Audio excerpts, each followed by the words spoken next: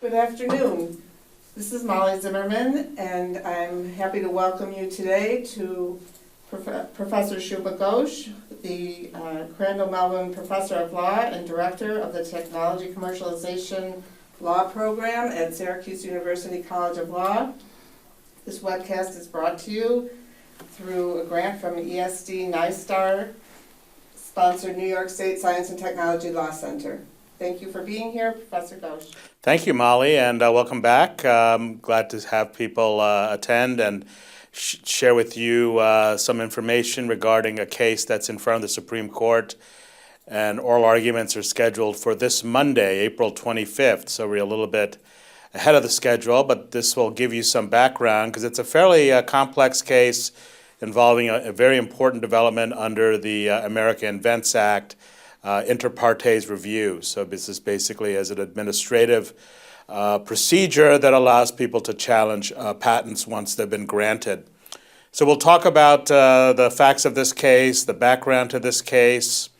The subtitle for today's presentation is Adjusting the Speed of the Patent Office with a question mark, and that's meant to be kind of a pun on the technology that's involved, which is a modified speedometer. But also about the way in which the Patent Office has been reviewing granted patents for their validity and the use of both inter partes review since the enactment of the AIA in 2011, and then more recently the use of post-grant reviews. So this case involves inter partes review, but we'll be talking about other administrative procedures as well. In fact, as I understand it, this is one of the first instances of the use of inter partes review, and this is of course the first time the Supreme Court is reviewing that procedure and the rules that that underlie it. So this is a pretty important case. On Monday, the court is also hearing arguments in the Kirstang case versus Wiley, and if people remember, that was a copyright case from about 2 years ago involving international trade and exhaustion. Now the court is reviewing that issue on the question of attorney fee shifting in light of its Octane Fitness decision. So I won't talk about that, but it's a double header on Monday for those who are interested in IP. It's a very heavy day for both copyright and patent at the Supreme Court. We will have a couple of other podcasts over the summer, and we'll give you information about that later, but probably sometime after the Supreme Court term ends, we'll have another podcast where we will go over what exactly happened in the various cases that we've talked about, the Halo case from last March, and then the Cuozzo case, and then also Kirstang and other opinions. So look out for that. We'll send you some information. So what are we going to do today?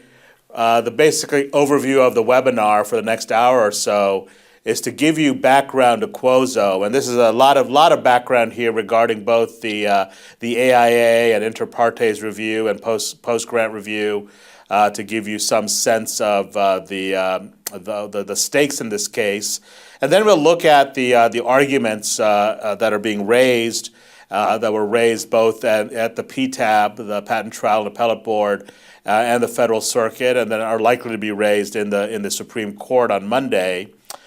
And then conclude by talking about some implications for practice and for technology commercialization.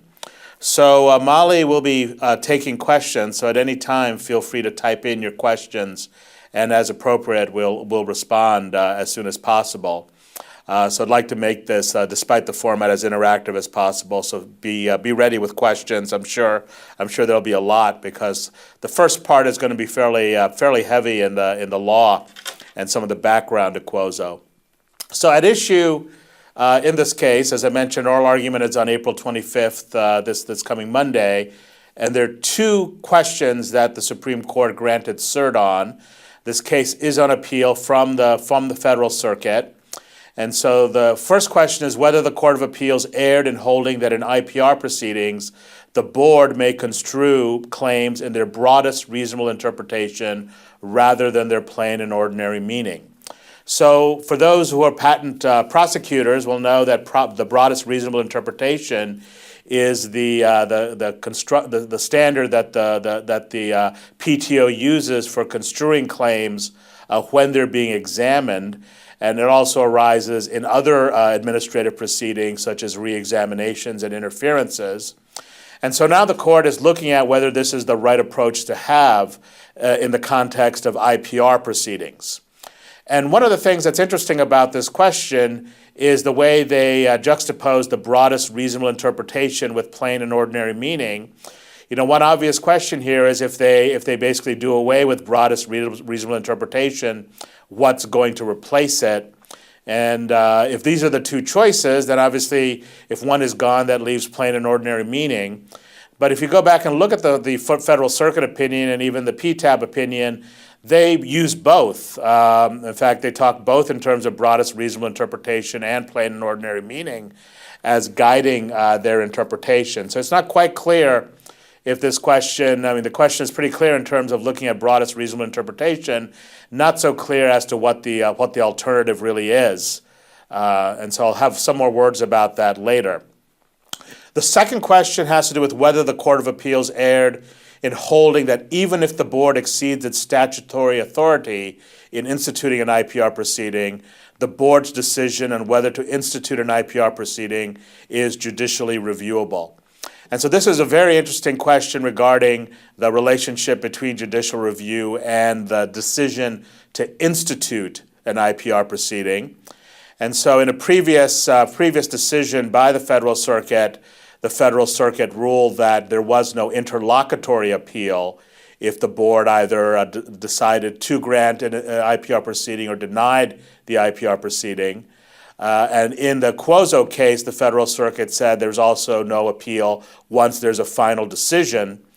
And so the issue then is whether this is consistent with the goals of the American Invents Act, as well as kind of the structure of the court and agency system that we have. So the second question is particularly striking because it does get into, as does the first one to a certain extent, but the relationship between the PTAB and the courts with respect to these new proceedings under the AIA. So let's go on to talk about some background before we look at these questions more closely. So inter partes review basically modeled on the reexamination proceedings, but very different under the AIA. They're laid out in 35 U.S.C. sections 311 to 319. And basically this allows someone other than the owner of the patent to challenge the validity of the patent. And one of the issues is that whoever is the person who's challenging the validity must identify any real parties of interest. Who exactly they may be representing. Is there someone who may be subject to an infringement lawsuit, someone who may be having some connection with the patent owner. This question of who the real parties of interest is probably something that will give rise maybe to some Supreme Court review in the future, but has also been one important dimension of this particular proceeding. And so this person, whoever this entity is, other than the owner of the patent, has the right under inter partes review to petition the USPTA to invalidate patent claims. And the basis for inter partes review has to be lack of novelty or non-obviousness based on prior art patents and publications. So invalidity is limited to two criteria, either novelty or non-obviousness. And also there's some limitation on what type of prior art can be used. So the limitations are to patents and publications. Under inter partes review, something like on a public use or on sale would not be appropriate prior art. And furthermore, things like 112 or 101 patentable subject matter would not be a basis for invalidity. So one of the aspects of the inter partes review is the timing. So these can be initiated either 9 months after the grant of a patent or after the termination of any post-grant review of the patent. So there is another proceeding that's worth talking about. It's not at issue in the Cuozzo case directly, but there is a lot of overlap between inter partes review and post-grant review. So just as a brief summary, once the patent is granted, as we'll see, a post-grant review can be initiated, and there's a deadline for that. If a post-grant review is initiated, then once that gets terminated, then there's the possibility of inter partes review. They cannot be duplicative, so it's not two bites at the apple. It's just basically two separate proceedings that allow the introduction of new type of prior art for the purposes of invalidity. So let me just talk briefly about post-grant review and some other aspects, just to give you a complete picture of what's at stake. So post-grant review is laid out in 35 U.S.C. sections 321 to 329. And again, this allows someone other than the owner of a patent, again, you must identify real parties of interest, to petition the USPTO to invalidate patent claims on grounds of invalidation under sections 282B2 or 3. So this would be the major grounds of invalidation: lack of subject matter, lack of utility, lack of novelty, lack of non-obviousness, or lack of specification or written description. And this has to be done within 9 months of the grant of a patent or a reissue. So we need to think about these two together as sort of a strategy, but the idea is that initially, either when the patent is first granted or when it's being reissued, there's a broad scope in which the patent can be challenged on validity grounds, broad use of prior art, and so forth.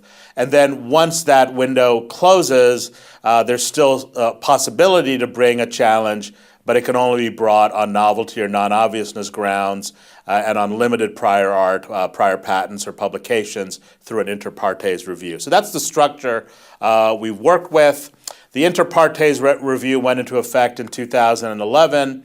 The post-grant review went into effect, it applies to patents issued after March 16th, 2013. Inter partes review is broader in terms of which types of patents can be challenged, though do keep in mind the 9-month window.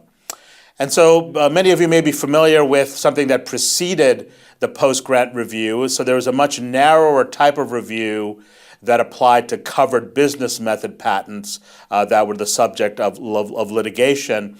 And there's lots of challenges administratively to covered business method patents. I'll talk a little bit about them. I'll be glad to take any questions about them, but they no longer exist. This covered business method patent narrow type of post-grant review has been replaced essentially, or has been superseded by this broader review that's laid out in 321 to 329. So that's basically the landscape, and it's useful to know a little bit about how the process is structured for both inter partes reviews and post-grant reviews. So there's a two-step process. The first step is whether the PTO will institute the proceeding once a petition has been filed. And this is decided by one administrative law judge within the PTAB. And the standard for this, for post-grant review, is whether it's more likely than not that the petitioner will be successful, or there's a novel or unsettled legal question that affects this patent as well as other patents.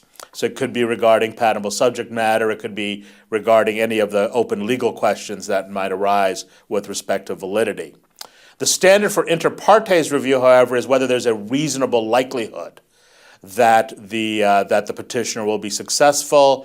So that's a slightly lower standard to have the proceedings instituted, so it's easier in a relative sense to have the IPR, but the scope of the IPR is much narrower than the PGR. And the issue that comes up in the Cuozzo case is laid out in section 314D. The decision to institute is final and non-appealable.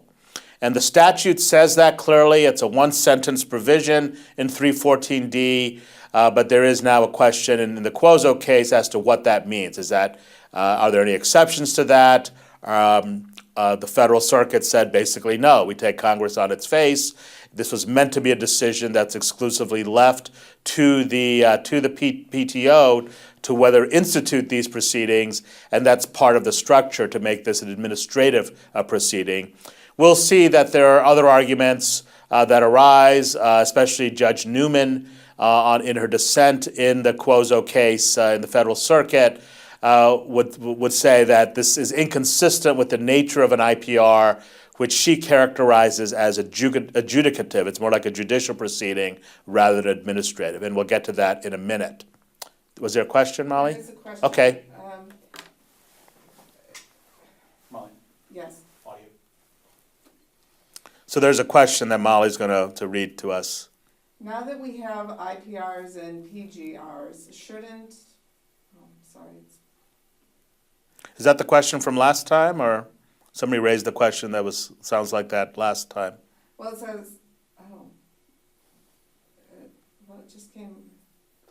Oh, just read it. Shouldn't the defendant be required to take that route to avoid, I'm sorry, this is not, I can't read it. I think that was the question that was raised last time when we were talking about halo and willfulness. And so I think that's an interesting question. I think that's just open. It's not the issue in the Cuozzo case, but I'll be glad to try to flag where it might be an issue as we get down the road. Okay. All right. So the first step, as I mentioned, is whether to institute the proceedings, and that's something that is a question in this case.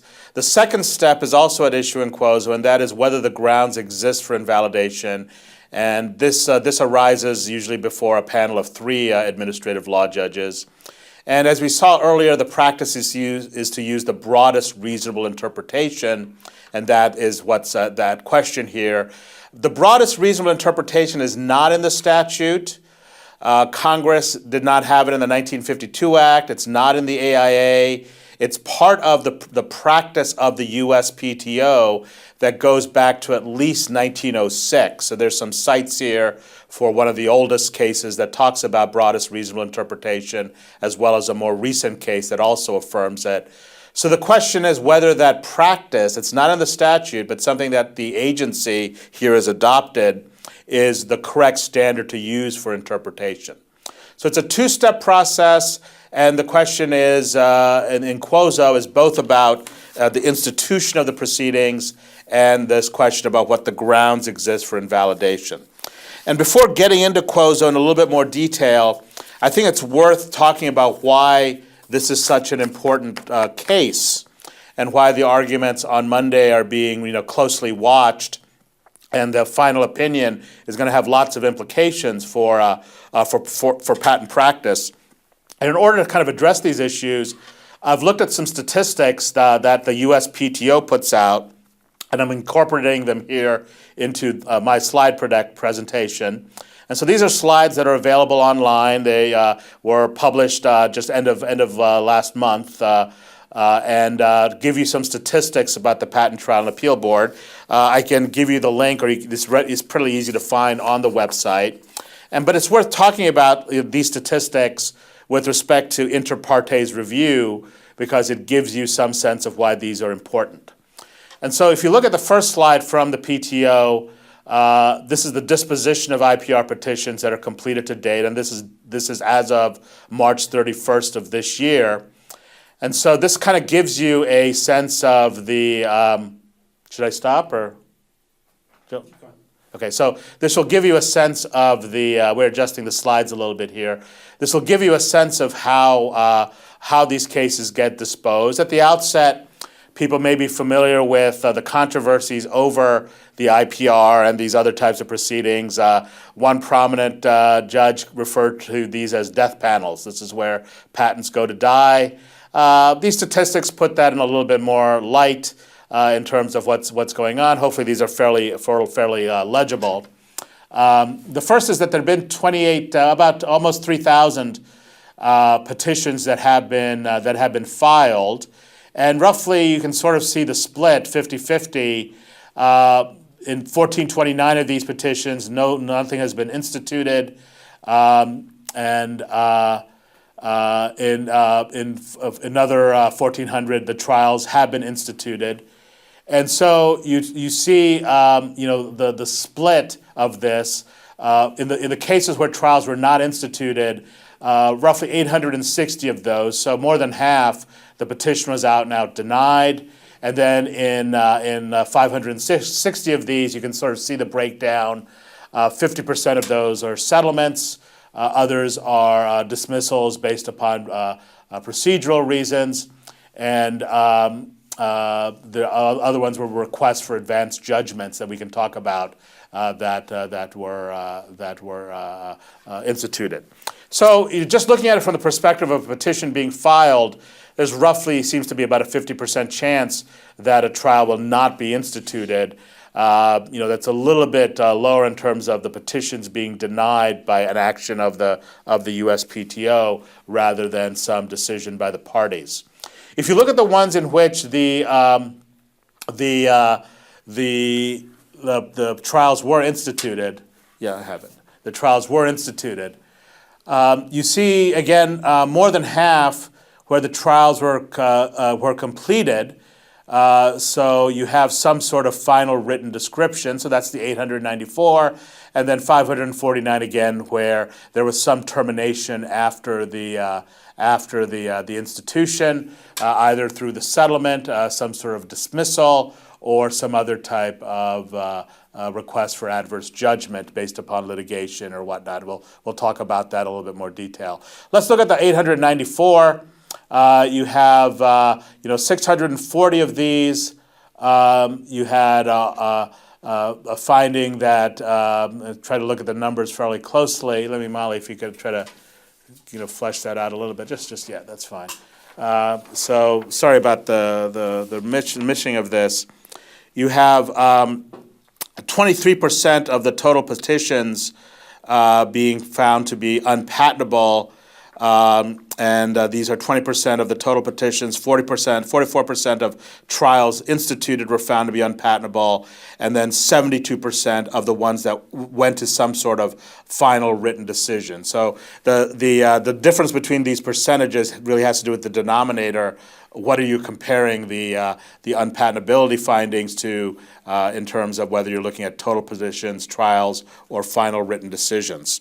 So if you only look at final written decisions, that seems to be the one that sometimes gets looked at to call these the death penalty, or the death panel, where patents go to die.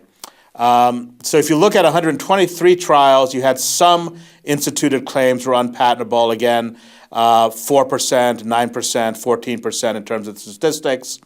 And then 131 trials where no instituted claims were found to be unpatentable. So once you do get to this stage, if you're just looking at these numbers relatively, you're still talking about sort of low percentages based upon the total number of petitions. But once you get to that stage, if you look at sort of the odds ratios, it's more likely that you're going to find something unpatentable once you get to the trial stage, once things get instituted. You can make your own judgment about whether that makes this a death panel or not, but this puts the numbers in some perspective.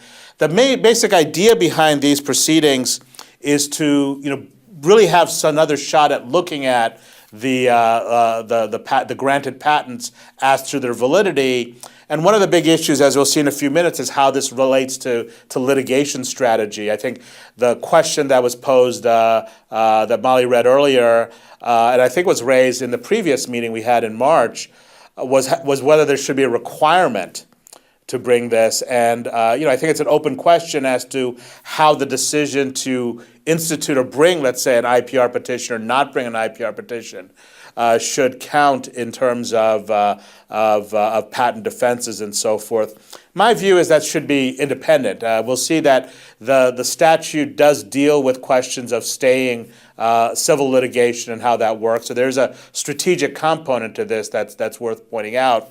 But I'm not sure if there's a good argument to say that this should be required or any sort of adverse inference should be made from either instituting or filing a petition or not filing a petition. So anyway, hopefully these statistics give you some sense of this. Some other interesting statistics to look at in terms of IPR petitions terminated to date. So you have sort of 4 cylinders that are laid out that talk about the total number of claims available to be challenged. The second cylinder shows the number of claims actually challenged and not challenged. The third cylinder shows the number of claims in which trial was instituted and not instituted. And then the fourth cylinder shows the total number of claims found unpatentable in a final written decision, the number of claims canceled or disclaimed by patent owner after institution, and the number of claims remaining patentable, and so forth. So given the time constraint, I can have you look at the slide and be glad to take any questions. But again, this is useful information to have as far as how IPR petitions get filtered through the process and how the actual number of petitions, translate into actual claims that get invalidated. So to look at some other numbers from the USPTO, it's interesting to look at the impact by technology. And sorry, the slides got a little bit mixed up here in the translation. But you can see through the bar charts, the yellow representing claims found unpatentable by the PTAB in a final written decision. The purple represents claims canceled or disclaimed by the patent owner. And then the checkered represents claims found patentable by PTAB in a final written decision. And if you look at the greatest impact just in terms of percentages, you see design, but there are 5 claims there. It's a small sample. If you look at some of the other areas, you see a big impact in chemical, a big impact in electrical computer science, and then biotechnology, pharma, and mechanical business methods follow accordingly. So these are kind of interesting to look at exactly the claims that have been found unpatentable in a final written decision. If you're looking at the effect on patent owner behavior, again, there are some other marginal effects on when the patent owner cancels things or disclaims patents or disclaims certain claims in a patent in the course of these proceedings.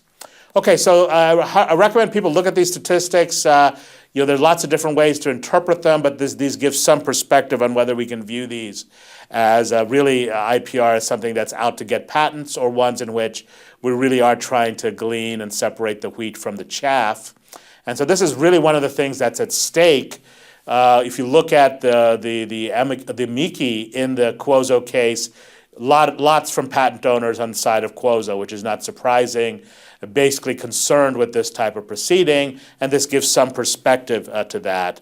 But independent of these statistics, there are other implications for these administrative proceedings, and also other issues in addition to the impact on patent owners as to what the legal outcome should be, and we'll get to that in a few minutes. So one of the other sort of impacts, or why this is so important, is the litigation strategy. And so this is laid out in 35 U.S.C. section 315, and this is in the context of inter partes review, but it also comes up there's some similar provisions for post-grant reviews. So one of the things to keep in mind is that an IPR cannot be instituted if the petitioner has brought a declaratory judgment seeking patent invalidation before the filing of the IPR. So a particular petitioner has to make a choice as to whether to pursue the IPR route, if it's still available, if it's within the time frame, and or a declaratory judgment route. You have to, if you bring the declaratory judgment route, you cannot bring the IPR route at that time. This does not apply to counterclaims, so that if the petitioner is being sued for patent infringement and brings a counterclaim for patent invalidity, then in that situation, it seems from the statute that the IPR could be pursued as well. So again, this is something to look out for, and maybe the subject of future litigation as to how, whether that makes sense to treat those two situations differently.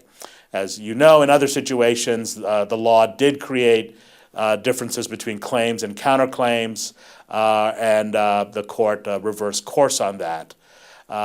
The other issue to talk about is if a declaratory judgment action is brought on or after the date of the IPR petition, the civil action is automatically stayed.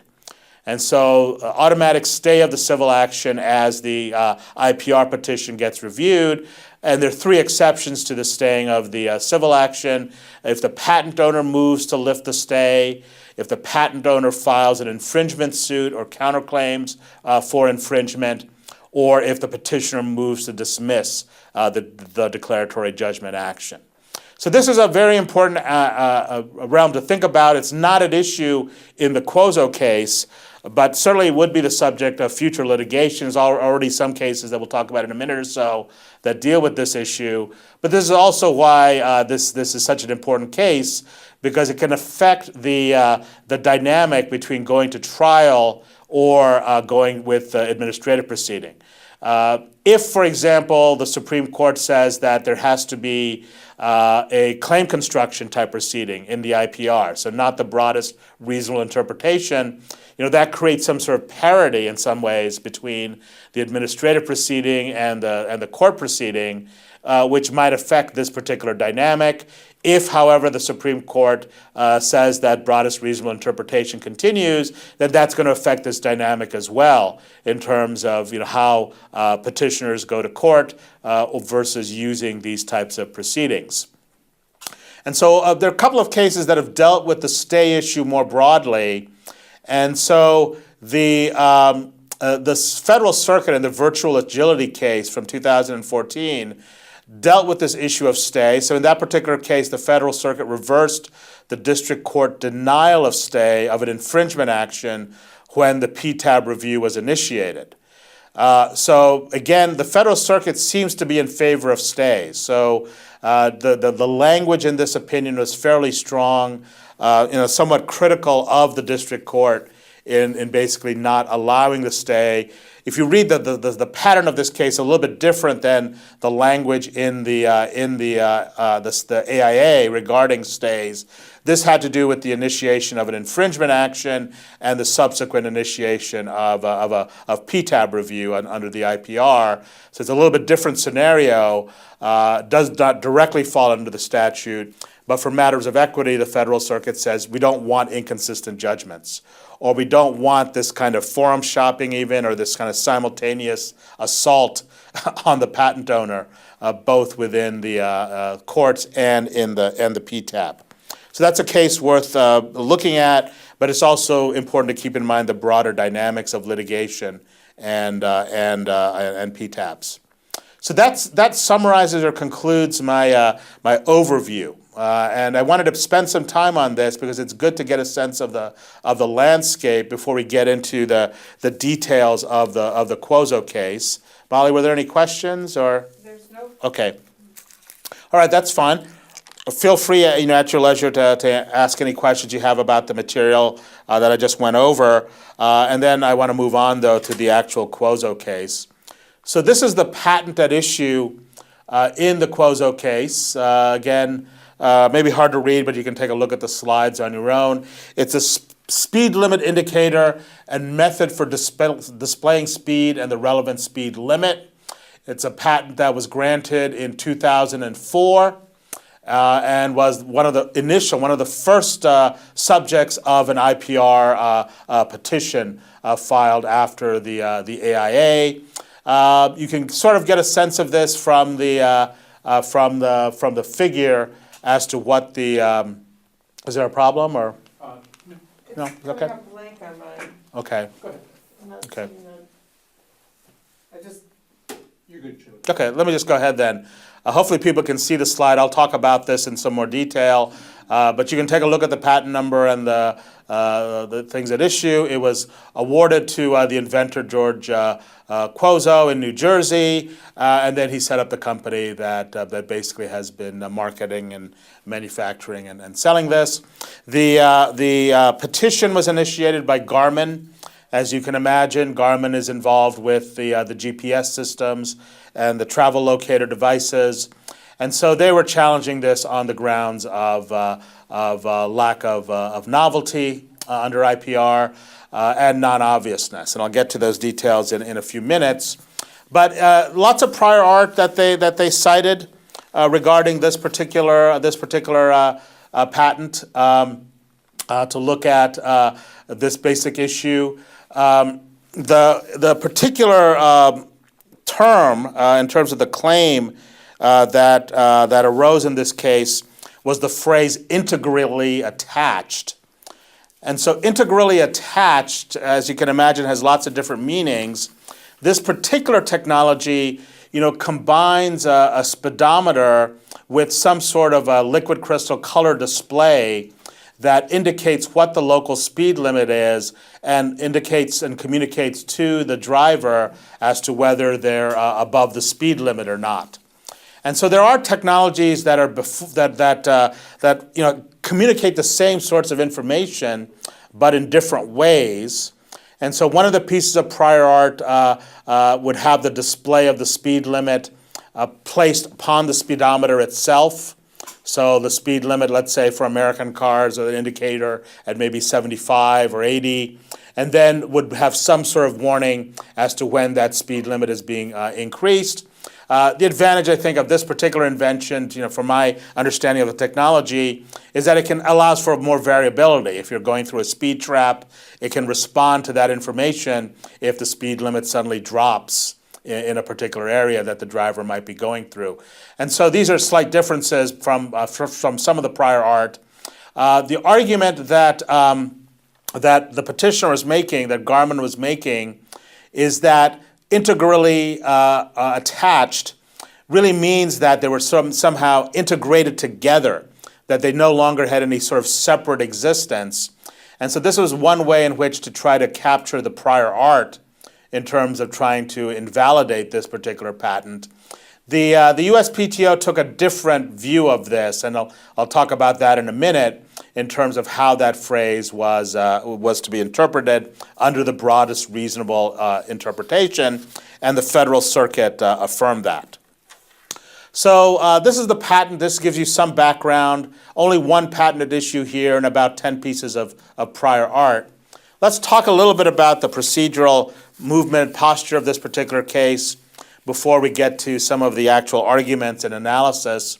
So as I mentioned, Garmin brings the IPR challenge to Cuozzo's patent before the PTAB, introducing several pieces of prior art to show the patent was invalid on grounds of lack of novelty and non-obviousness. The PTAB, during the first step of the process, finds a reasonable likelihood of success on the non-obviousness challenges for some of the claims, and denies the petition on the novelty grounds and some of the other non-obviousness challenges that Garmin raised. This then goes on to the three-judge panel of the PTAB, which then cancels three claims, 10, 14, and 17, on non-obviousness grounds. And this gets to this question about integrally attached and what its meaning is for patent validity. So the appeal from the PTAB then goes to the Federal Circuit, and that affirms over Cuozzo's appeal. They basically affirm on the decision to institute. They affirm on the broadest reasonable interpretation of the claim. They also affirm on the finding of non-obviousness, and also the ability of Cuozzo to amend his claims. I won't get into that, but I'll be glad to take some questions. The AIA allows limited grounds of amendments to claims in the IPR process, and Cuozzo's move to amend was denied because it was viewed as adding new matter to the patent and broadening the scope of the patent. So the Federal Circuit affirmed on that issue. The one point that's really interesting to get into a little bit here is that the Federal Circuit announced this decision in February of 2015. Then the case went, there was a petition to have it go en banc that was basically denied. So the case didn't go en banc, and that decision not to have the case go en banc was in July of 2015. But shortly after that decision, I think maybe a day after, the Federal Circuit withdrew its original February decision and superseded it with a new decision. It didn't change the outcome. So the outcomes were the same, the affirmance on these same issues. You had the same three-judge panel having, of course, the superseded opinion, Judges Dyke, Clevenger, and Newman. The same lineup, Dyke and Clevenger in the majority with Newman in the dissent. And so it's really interesting to see what the difference is. I tried to spend some time seeing what the differences were, and there seemed to be two major differences from what I could see. One was in just the organization of Judge Newman's dissent. And I'll talk about her dissent in a few minutes. But she basically offers a more streamlined, kind of more bullet point I think maybe in general, maybe a clearer to understand dissent that made the points, her points more affirmatively. But there was a lot of revisions in the majority opinion regarding the rulemaking or regulation-making authority of the USPTO. And I can't go, repeat this to you line by line off the top of my head, but reading it, the court really wanted to make clear exactly what the PTO's authority was to, for example, adopt the broadest reasonable interpretation and how that relates to questions of deference to administrative agencies. So it's just interesting that they were refining that language, because that certainly will be an issue, or could potentially be an issue. I would actually say should be an issue if it's not raised before the Supreme Court in terms of how it deals with this agency, Congress, court issue regarding deference. So it's interesting to point out that the original opinion from February was superseded by another opinion in July. And it seems like the main substantive differences had to do with how the power of the USPTO as an administrative agency was portrayed. And I'll go into that in some more detail in the next couple of slides. Okay, so what are some of the issues from the Federal Circuit? This allows us to then look a bit into the Supreme Court oral argument and some other issues. So if you look at the majority opinion, basically the court looks at the statute itself. The statute makes it clear in 314D that the decision to institute is final and non-reviewable. The court doesn't second-guess Congress. With regards to any due process issues or other issues of the rights of the patent owner or of the petitioner, the Federal Circuit does talk about the availability of mandamus, and I'll have another slide of that towards the end of our discussion, because that's a fairly important one to keep in mind. The Federal Circuit hedges a little bit here to basically say they're not saying as to whether mandamus is actually allowed under the statute, but they do say if mandamus were allowed, then this is how the analysis would go. And basically, the Federal Circuit says here that even though there were some things that were non-reviewable, Garmin, the mandamus would not be available there in terms of the reviewability of this decision to institute by Cuozzo and presumably by Garmin as well.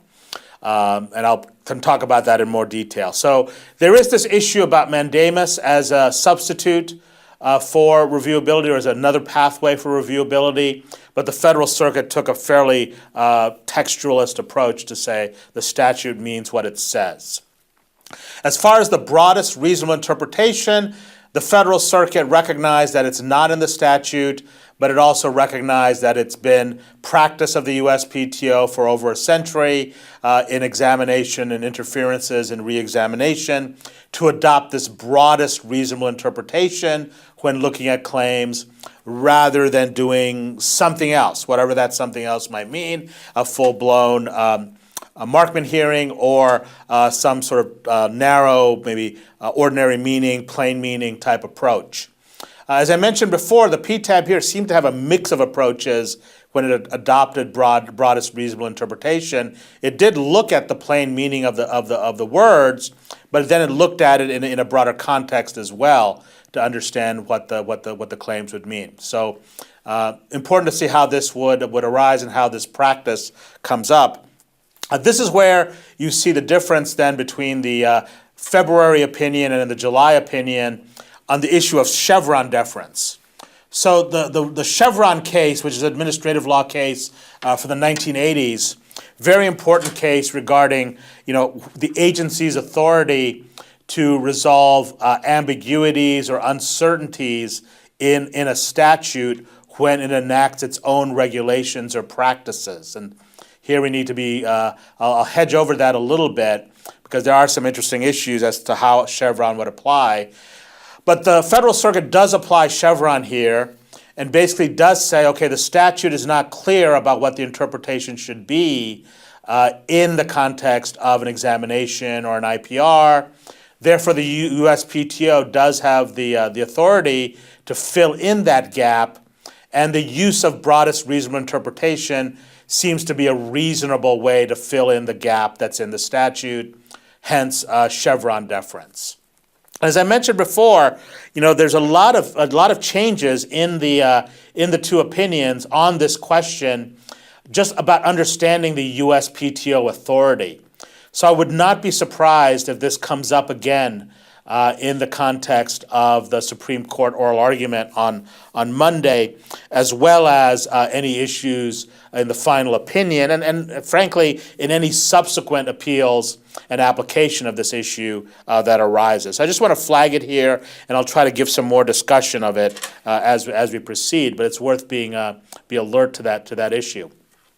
Judge Newman, as usual, wrote a very, very important and interesting opinion. Here's a dissent in Cuozzo, and it's worth emphasizing her bullet points, her points, because I think these are arguments, obviously, that Cuozzo, I think, will pick up on in the oral argument on Monday, and certainly will come up in the deliberations and in terms of the opinion of the court. The first point she makes is that post-grant proceedings, such as the IPR, are adjudicatory. They're different than something like an examination, even different than something like an interference or a re-examination. They're like mini trials. They're between the three judges, they're in front of three judges. These proceedings are ones that should be treated like adjudication and therefore are very different than what you see in other types of proceedings, or even cases where the agency is involved in actual rulemaking or the writing of regulations. As she also points out, the broadest reasonable interpretation is really an expedient for examination.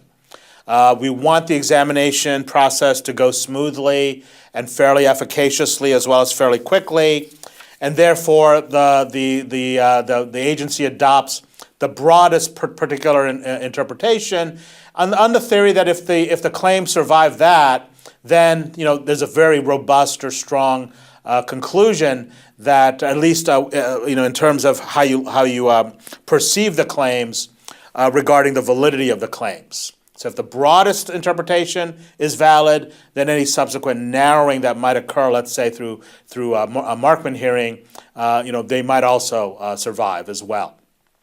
So it's really examination expedient, and in the context of that.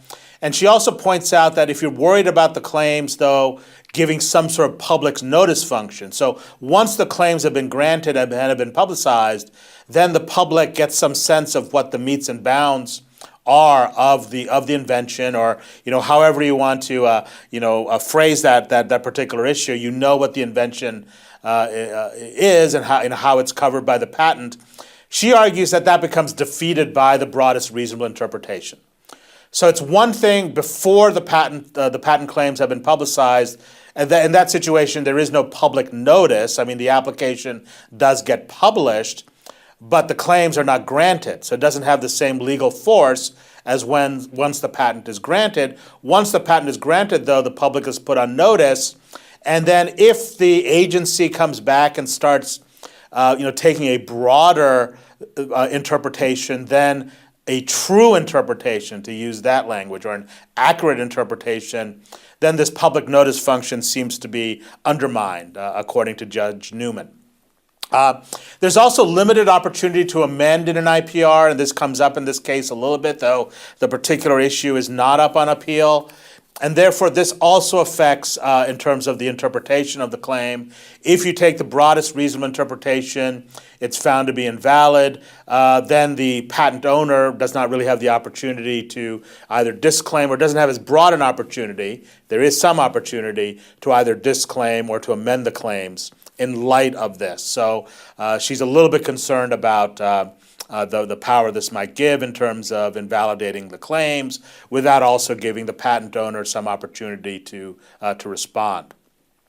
And then finally, on the issue of Chevron deference, the way she phrases it, and this is her language, is that the deference to an agency arises for implementing a statute, not changing it. And so this is kind of an interesting rhetoric here as to what does it mean to implement versus change. The statute does not talk directly about this question of claim construction, And so that issue has largely been left up to the courts and to the agency. So, what she may be meaning by changing the statute may have to do with the function as she sees it of the Patent Act and specifically of the America Invents Act. I don't think she's giving away wholeheartedly to the notion of these proceedings as ways of invalidating or giving a place for patents to die. I don't think she goes to that extreme, but she is concerned about the AIA processes, which she sees as basically streamlining the review of patents, allowing some opportunity for gleaning invalid patents from the PAC. I think she views that as maybe either enlarged or maybe upset by the broadest reasonable interpretation, as well as this question about non-reviewability of the agency. But again, it's just interesting to note here the importance of this question of deference to the agency. Certainly comes up in Judge Newman's dissent and will also be a big issue on Monday. So let's move on, if there are no questions to this, what could we expect on Monday? As I mentioned, we'll have another webinar. We'll have one in between, but we'll definitely have another one end of June or early July once the term is over to see how these cases actually came out, not just simply the Halo case that we talked about last time and the Cuozzo case that we're talking about now, but also the Kirstein case regarding attorney's fees. But if you look at the amici brief, I counted 33 amici briefs that were filed, 10 in favor of the USPTO, 10 were neutral. And the ones that were neutral largely were looking at this case as a procedural matter. They chimed in on the issue of this non-reviewability, as well as some chiming in on the deference to agencies. I mean, they were concerned there about how this decision might affect reviewability of other agency decisions. And so you had 10 of those that were neutral, and then 13 that were in favor of the patent owner, as I described before. They really are concerned, these 13, that this is something that's undermining the rights of patent owners. I didn't actually go back and do the search as to see whether the phrase death panel was actually used in any of these amici. But certainly that's the subtext, certainly that's the vernacular view of this, that this is where patents go to die. Is there a question, Molly? There is. Okay, good. What's the purpose of a neutral brief? What does the submitter hope to gain? The neutral brief basically is, it has partly to do with the procedure as to, which side you're filing the brief on in terms of getting permissions and so forth. So there's that procedure in terms of submitting the brief.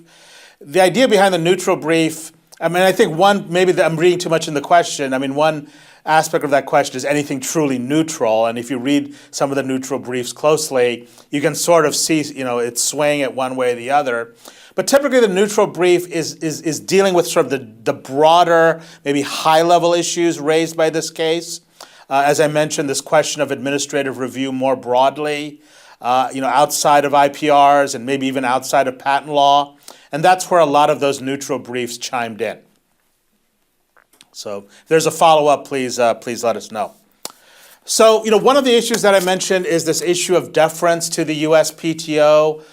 People may remember this case from 7 years ago now, Tafas versus Dahl, the Federal Circuit case, which had to do with these rules that the USPTO introduced, I think about 2006, 2007, that limited the use of continuations and continuation in parts.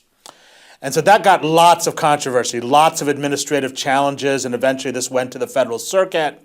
And the Federal Circuit basically says that there's deference to USPTO on procedural rules, but not substantive rules.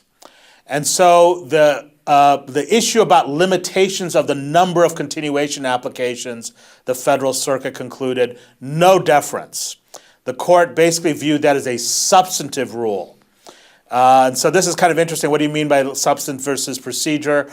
The reason why the court viewed this as a substantive rule is that the denial of a continuation was based upon the number that had been separately filed.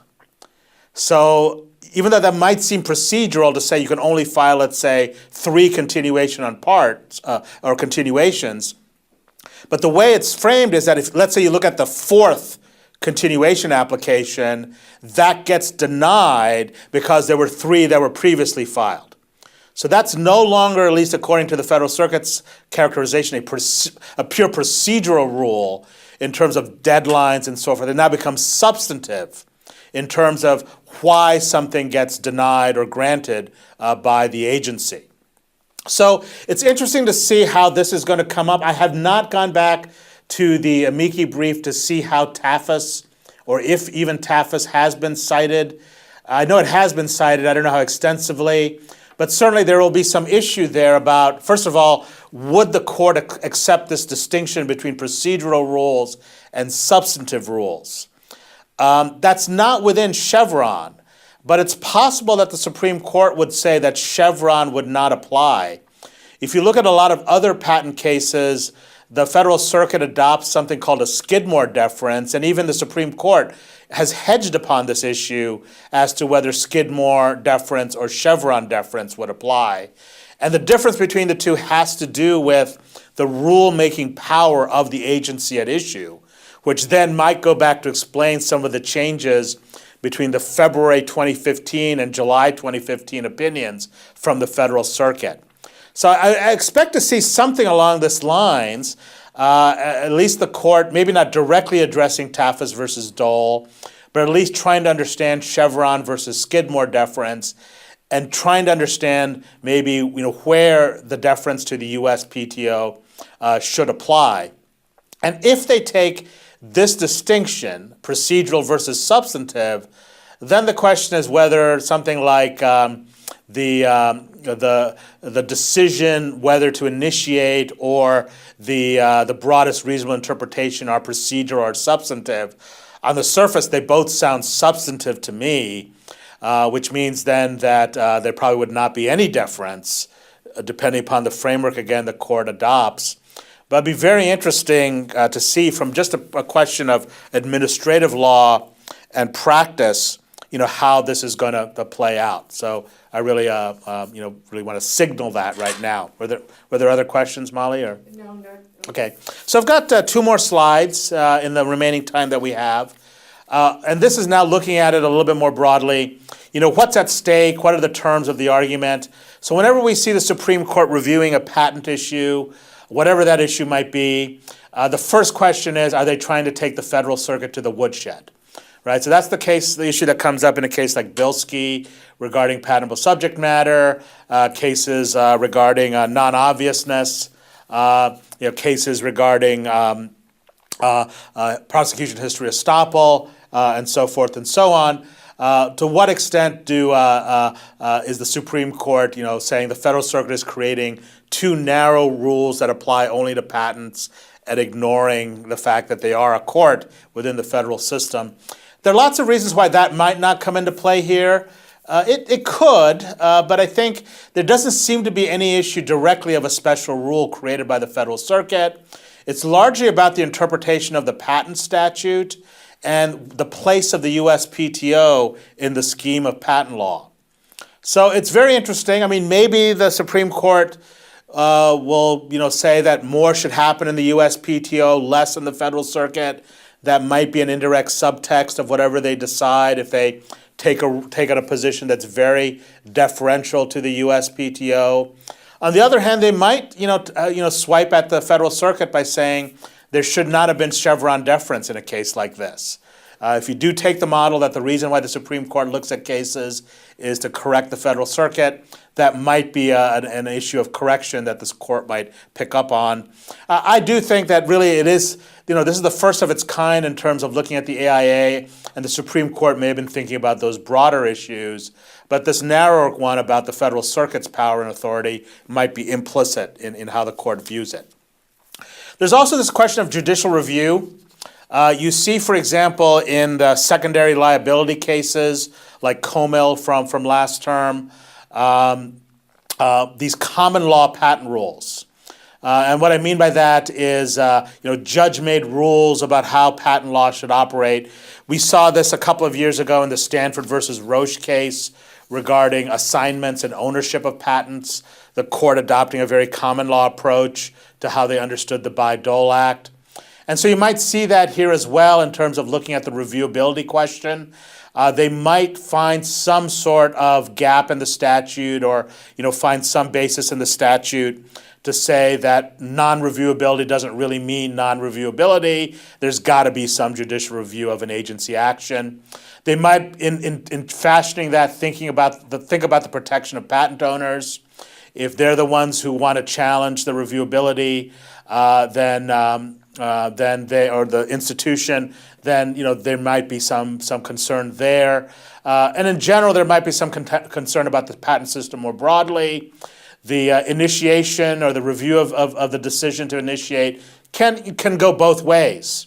Whether it's the patent owner challenging the grant of an initiation or the petitioner challenging the denial. And so there might be some consideration of the broader patent system and the way these proceedings are supposed to operate. So it'll be interesting to see if this is another tack that gets played out.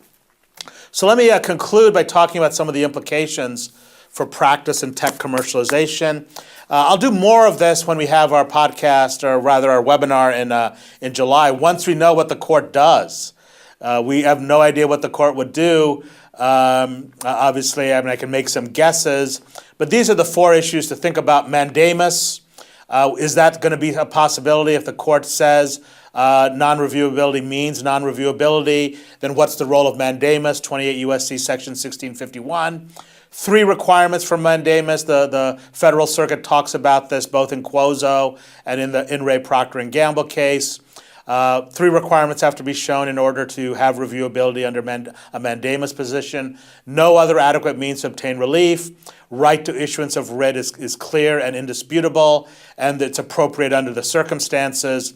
And in the Cuozzo case, the Federal Circuit really focused on the second of these to say that it wasn't clear and indisputable that there would be some right to the issuance of the writ. In other words, some fundamental right or some other type of statutory right had been violated.